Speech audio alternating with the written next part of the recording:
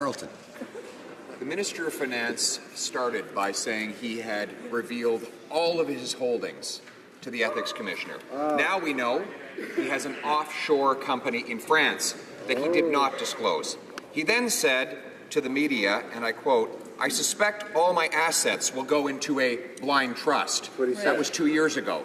We now know that that didn't happen either. Finally, he claimed the Ethics Commissioner told him he shouldn't put his holdings in a blind trust. Today she testified under oath that she told him no such thing. We can't believe this finance minister. When did he sell his shares in?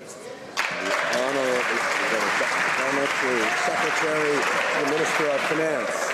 Merci, Monsieur le Président. Thank you, Mr. Speaker. I want to reassure this House that the Minister of Finance was always very transparent with the Ethics Commissioner and always worked very proactively with her to ensure that all rules were followed and her recommendations were followed. He's always proactive in the way that he works with the Ethics Commissioner. He even wrote to the Commissioner to see if there were recommendations, additional recommendations that might apply, and he's committed to following any of those recommendations so that he will always fully respect the rules that govern us all in this House. For Carlton.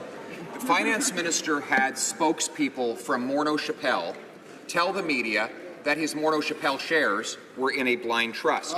He had the parliamentary secretary to the Minister of Families tell me on Twitter that his holdings were in a blind trust. He told the media himself 2 years ago that he suspected his holdings would go into a blind trust. We know now that none of that was true. We also know that Morneau Shepell has holdings in the tax haven of Barbados. When did the minister sell his shares in Morneau Shepell? Honourable Parliamentary Secretary to the Minister of Finance.